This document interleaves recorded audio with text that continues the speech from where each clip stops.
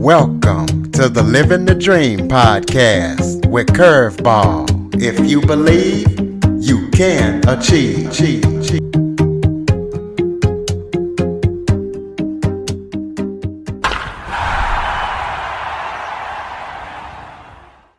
Welcome to the Living the Dream with Curveball podcast, a show where I interview guests that teach, motivate, and inspire. And today I am joined by author Ashley Michelle.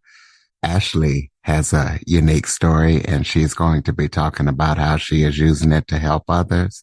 Ashley was nearly murdered, and she was able to escape. And now she, instead of feeling sorry for herself, after all of the PTSD, anxiety, and depression, she chose to write about it to hopefully help inspire others. So here's her story. Ashley, thank you so much for joining me today. Thank you so much for giving me the opportunity to share my story on your platform. Why don't you start off by telling everybody a little bit about yourself? Yeah, so my name is Ashley Michelle, and I wrote a book called Finding Strength Through Tragedy, which is related to everybody who has gone through horrific trauma in their lives. And I was almost murdered in 2016. And what happened to me isn't just an Ashley situation, it is a worldwide epidemic. And I'm trying to help other survivors of crime because this happens every day, worldwide, countrywide, nationwide. And I am trying to help other survivors. Okay, well, get into your story. And I think I saw that this was a pretty popular story, correct? Correct. Okay, so just start by breaking it down, sharing as much as you would like to share with the listeners. Sure. So fast forward July 2016, I was running through Ross Park in broad daylight, and I was assaulted in a park there in July. And then a couple weeks later, my ex showed up from out west, and he was staying at his friend's Nathan's and then staying at my place as well. And he called me August 28th. He called me at around 5 in the morning, and I went over to Nathan's apartment. And he, when I got there, I was waiting there for probably a good 45 minutes before he came down. And when he finally came down, he had his toe cut. And I asked him what happened. He really didn't give me much of a statement. And then another friend of his was there as well, but he left. And I went up with him to the 18th floor. And when we got upstairs, he locked all the doors behind me, and the whole apartment was covered in blood. My feet were sticking to the carpet, and blood just splattered everywhere. And that's when I thought that I wasn't getting out of there alive for a second. I mean, who does after something like that? And he showed me the body of the deceased. He tried to have sex with me multiple times, forced me to clean up the deceased's blood, strangled me when I told him that I wouldn't, lost consciousness for a brief moment, and he took away my phone so I couldn't call for help or anything like that.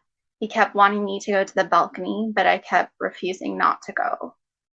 And then it was about 2 hours that I was in the apartment, but I knew from watching criminal shows that I had to be cool, calm, and collective and not show any fear, as crazy as that sounds, because I knew the moment I started showing fear that it was just going to make him more angry. He said to me he was already going away for one count of murder. Why not make it two?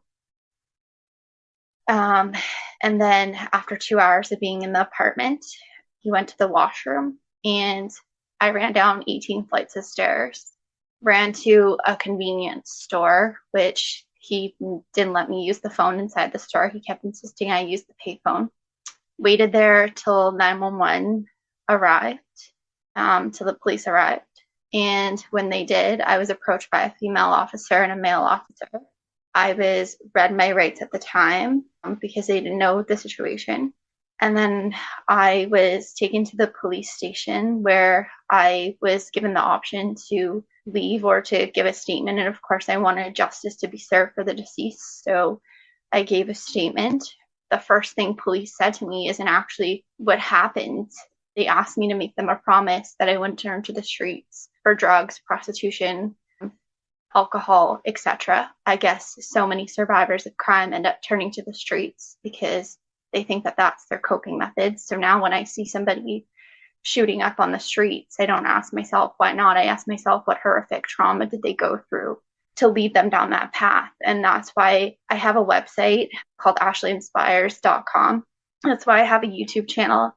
And that's the reason I released a book. It's because so many people turn to the streets as a coping method and they don't have anybody else. Like, I'm so lucky that I had incredible officers. I'm so lucky I had an incredible support system, but a lot of people don't have all the tools that I had. So tell us about your book and your website and all that you are doing to help others cope with traumatic situations like you went through. Yeah, so my book is called Finding Strength Through a Tragedy, which can be purchased at ashleyinspires.com. It's about mental health. It's about finding love after tragedy.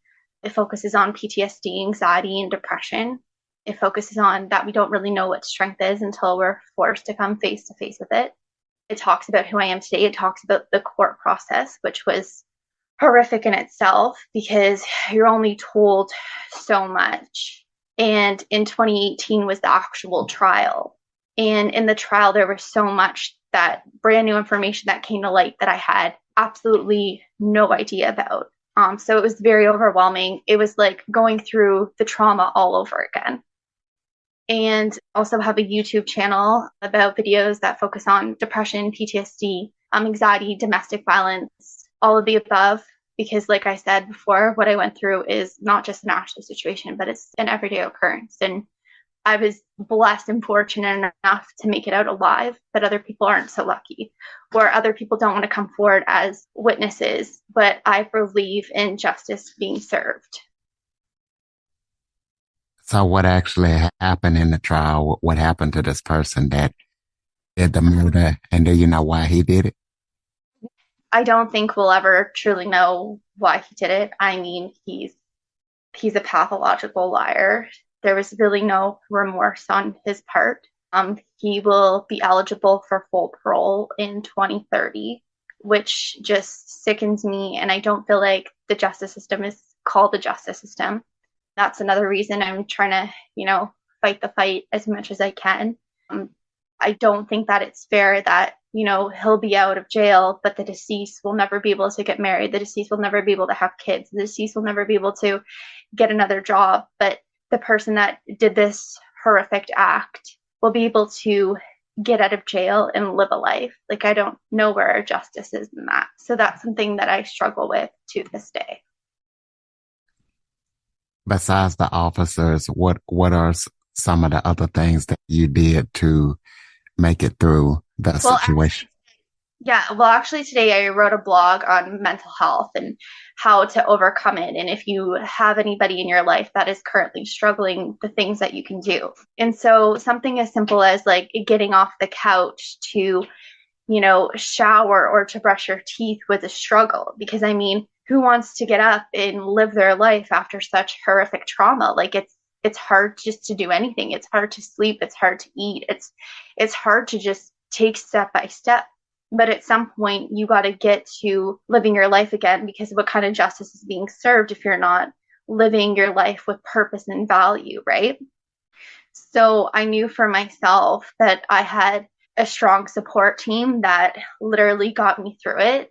I had somebody from the police station, actually a counselor from there, and she met me at Victoria Park and she, took me out for coffee and she was just a listening ear. And sometimes that's all people need, like no judgment, just somebody to listen to them. And that's exactly what she did. The police they were calling me, they were checking in with me. Victim services was another incredible support that was calling me and making sure that I was okay and asking if there was anything that they could do additional for me. My counselor has been tremendous in my help. Like, I wouldn't be where I am today without my counselor's support. And then going back to the gym, I think was so vital to me getting to where I am today. When you go to the gym, it's not just about like the physical strength, it's about your emotional and mental well-being as well. And I think that that's exactly what the gym did for me. But everybody's going to have something different because no two people are alike. Everybody's going to have, maybe they join a marathon, maybe some people go into sports. Everybody's going to have a different coping method, but it's finding that healthy coping method and not turning to the streets as a way to solve your problems. And that's what I'm trying to help people with today. And actually, proceeds from my book go to helping other survivors of crime. So the London police actually took some of my money that I had towards my book, and they actually purchased a service dog for survivors of crime. Did they ever catch the person that assaulted you in the park that day? I don't know about that situation. I mean, I was young and I didn't report that. I know that there was other people who came forward about that specific situation, but that was all leading. That was a whole different scenario, but that happened in the same time span. So you never know. So tell everybody about your YouTube channel and any upcoming projects that you're working on that people need to know about. Well, I have also released a course, which is healing from trauma. And it gives you the step by steps and how to heal, how to process your emotions, what kinds of tools to have, community resources. It outlines all of that stuff. There's my book as well. Like I said, I think that that's a great teaching lesson and a great teaching tool in itself because, people don't just want statistics and facts. People want to hear your story, your emotions, so it can be relatable. I always wanted my stuff to be a teaching tool and a teaching lesson for somebody else. Secondly, my videos on YouTube are focuses on, relationships and what you do after you've experienced trauma and the necessary steps you take to overcome your past so you don't go backwards and you just keep moving forward. That's what majority of my stuff is about. I also focus a lot in my book and my YouTube channel on domestic violence. A lot of my blogs are on domestic violence. People think that it's just so easy to leave an abusive relationship, but they don't realize the intensity behind it. They don't realize that your life is at stake when you leave a violent, abusive relationship. And I mean, domestic violence isn't just hitting and slapping either. It's words. Like words have so much power and have such a huge effect in toll on the individual that is in that relationship. I mean, you are controlled, you are isolated, you are devalued. And I think that people don't realize how much domestic violence affects the individual and the safety component behind it. I mean, you just can't up and leave. When you leave a domestic violent relationship, you're at your highest level for death to occur, and that's called separation assault. And in the first 2 or 3 week period, when you leave your abuser, is the highest time of death to occur. And every week, a woman dies from domestic violence.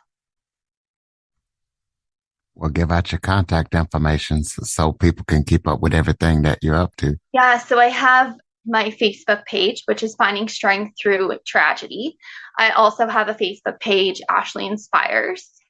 I also have my Instagram, Ashley Inspires, and I have TikTok at Ashley Inspires. And I also have an Ashley Inspires email account, which is ashley.ashleyinspires.com. And then I have my website, ashleyinspires.com as well. Okay, well, close us out with some final thoughts, maybe something that I failed to touch on that you would like to talk about it. Just any final thoughts that you have for the listeners. Yes, to never give up on themselves, to always believe that there is light at the end of such a dark tunnel. I mean, I didn't think that I was going to get through what I went through. In October of 2016, I actually tried to end my own life, but then I realized that that would be so selfish because the deceased needed justice to be served. He was no longer here, so it was up to me for justice to be served. I mean, I'm the witness of this horrific, violent act.